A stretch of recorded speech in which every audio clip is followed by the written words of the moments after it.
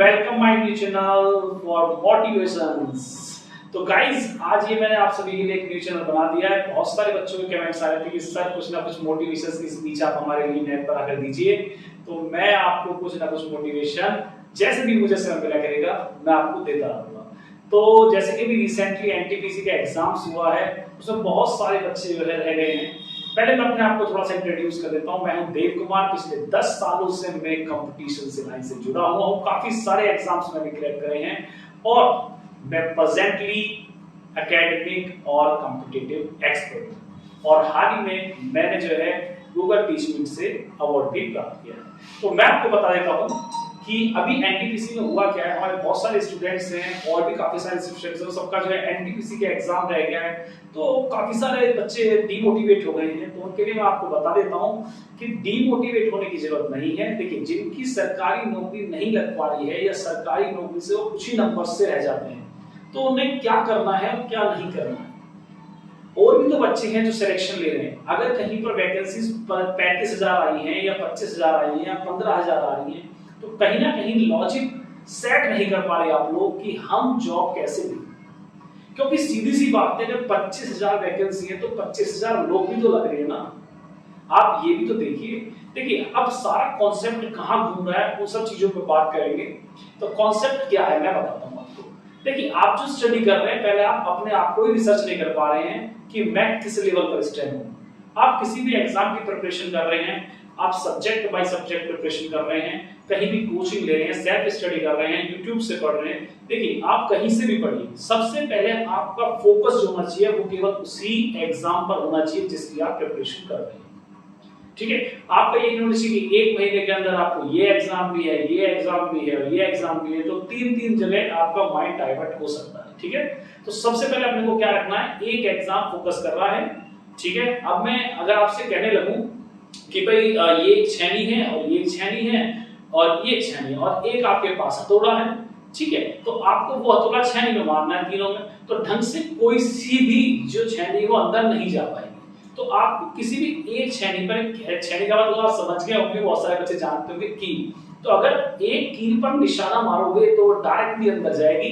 अब बहुत सारे बच्चे के साथ यही हो रहा है कि वो एग्जाम्स के सारे बना रहे हैं लेकिन किसी की भी प्रिपरेशन उस लेवल की नहीं हो पा रही है जिससे कि उनका एग्जाम निकले। तो मेन फोकस पर आते हैं कि आप एग्जाम कैसे निकाल पाएंगे। देखो, सबसे पहले तो आपको जिस एग्जाम की आप प्रिपरेशन कर रहे हैं उसके लिए बिल्कुल बढ़िया करके प्रिपेयर होना पड़ेगा एकदम, है ना। आपको बिल्कुल फोकस करना पड़ेगा उस एग्जाम को। अब सबसे बड़ा लॉजिक है कि भाई हमारी सरकारी नौकरी नहीं लग पा रही है। हर बच्चा यही कहता है। जिस बच्चे से मिलो जिसने प्रिपरेशन करी और 2 महीने 3 महीने 6 महीने साल भर करी और उसकी सरकारी नौकरी नहीं लगी, तो वो दो ही लाइन लिखेगा कि मेरी सरकारी नौकरी नहीं लगी क्योंकि मेरे नसीब में नहीं थी। भाई, नसीब में तो थी, बट तूने इतना एफर्ट नहीं मारा जो दूसरे वाला मार के ले गया तेरी सीट।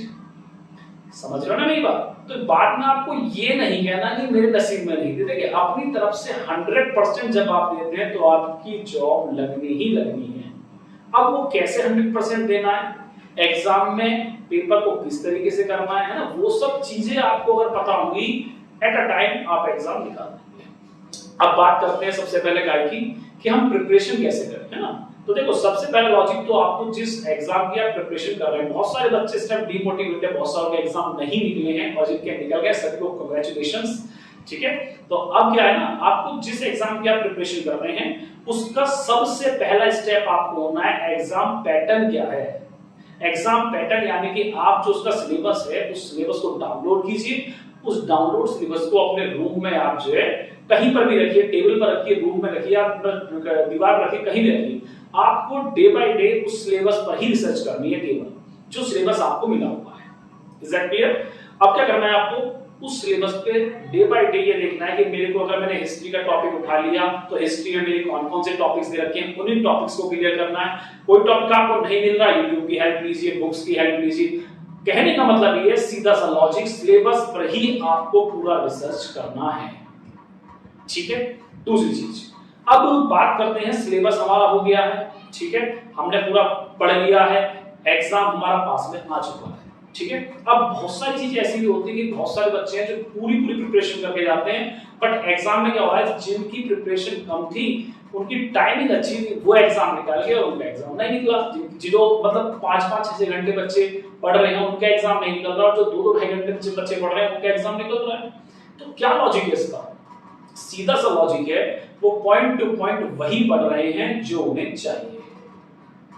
देखिए, अब अगर आप एग्जाम देने जा रहे हैं, सीधी सी बात है, आपके पास जो एग्जाम का पेपर आता है उसका पैटर्न क्या है? सबसे पहली चीज तो आप ये देखिए, पैटर्न यही है कि हर तीसरे क्वेश्चन के बाद आपको एक हार्ड क्वेश्चन मिलना ही मिलना है। यानी सीधी सी बात है, आपको टाइम वेस्ट कराना चाह रहा है पेपर बनाने में। वो चाह रहा है कि वो फ्लो में आएगा, पहला क्वेश्चन करेगा, दूसरा करेगा, तीसरा करेगा, चौथा वो 100% करेगा क्योंकि उसका फ्लो बन गया। ठीक है, और वही उसकी ट्रिक है कि वो 3 क्वेश्चन कराने के बाद चौथे क्वेश्चन पर आपका टाइम वेस्ट करना चाह रहा है। जब आप ये समझ जाएंगे कि मेरा ये क्वेश्चन टाइम कंज्यूमिंग है, तो आप एग्जाम निकालने के बहुत आगे पहुंच जाएंगे, उस क्वेश्चन को आप हिट करेंगे ही।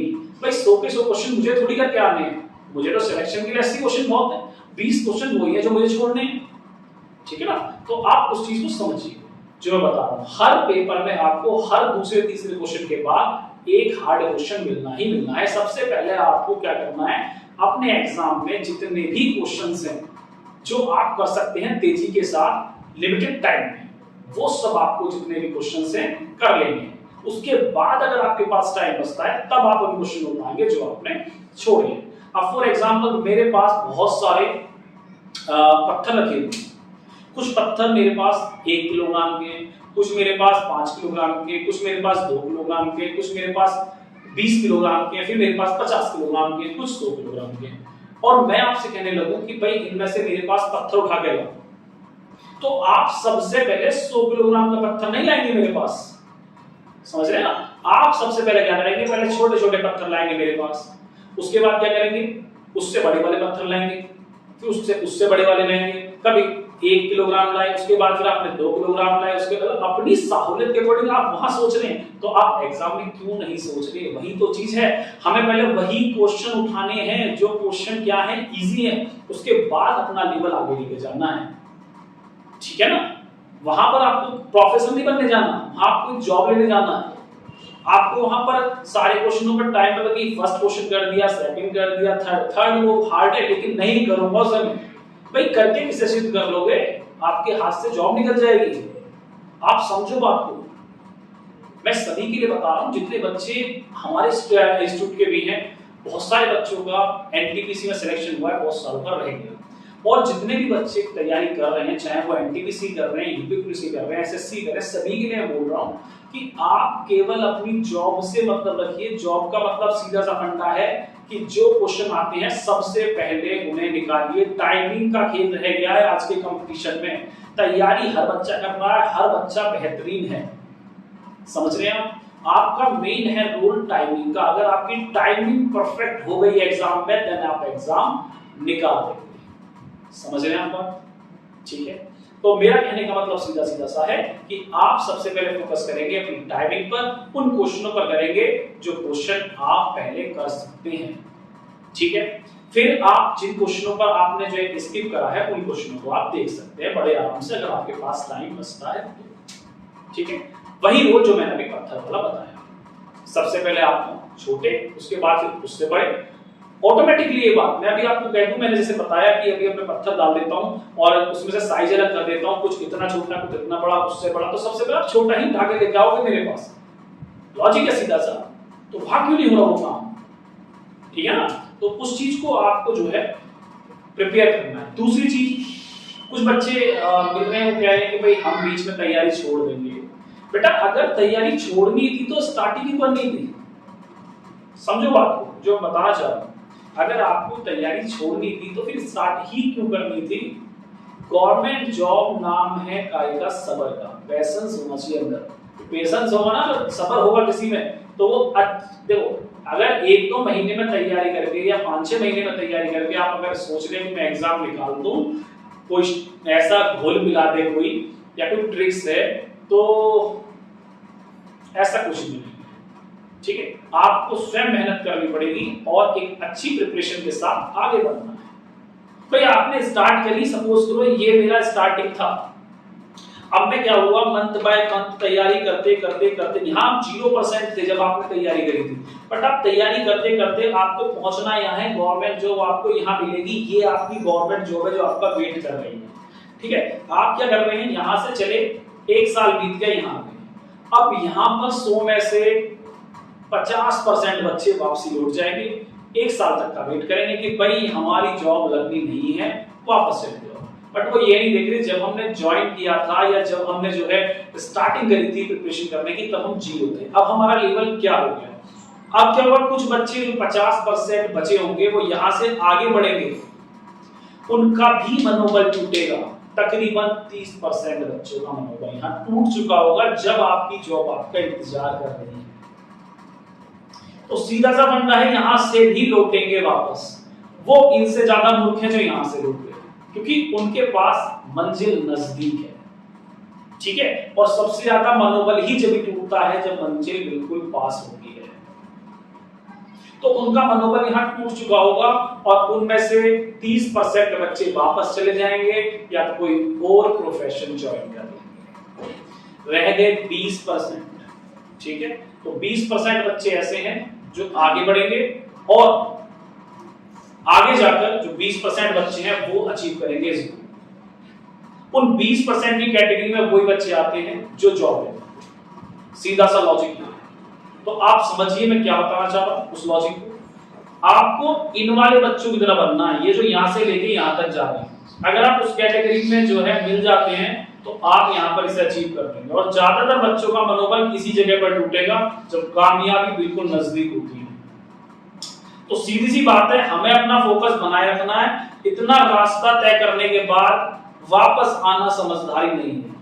ठीक है, थोड़ी सी और एफर्ट डालिए और गोल आपका। ठीक है, तो काफी सारी चीजें मैंने आज समझाई, जितना भी आज समय मिला है उसके अकॉर्डिंग मैंने जितना भी पॉसिबल हुआ वो सब समझाया। बीच बीच में जैसे भी टाइम मिलता रहेगा मैं आपके पास आऊंगा। आपकी जो भी प्रॉब्लम है कॉम्पिटिटिव एग्जाम से रिलेटेड तो आप मेरे साथ शेयर कीजिए, मैं जो भी इसका सॉल्यूशन होगा ज्यादा से ज्यादा लेकर आऊंगा। देखिए एक्चुअली मुझे पूरा टाइम तो नहीं मिल पाता, लेकिन जैसे भी टाइम मिलेगा, अब बहुत सारे बच्चों ने फोर्स किया है इसीलिए मैंने आपके लिए एक जो है वीडियो क्रिएट करी है कि सर YouTube पे आके थोड़ा सा हमें गाइड कीजिए, थोड़ा सा मोटिवेशन दीजिए। तो उसके रिगार्डिंग मैंने थोड़ा सा आपसे जो है वार्तालाप करी है। आगे ऐसी इसी प्रकार की वीडियो पाने के लिए आप जो चैनल लाइक कर सकते हैं, सब्सक्राइब कर सकते हैं और ज्वाइन कर सकते हैं हमारा institute. Thank you very much.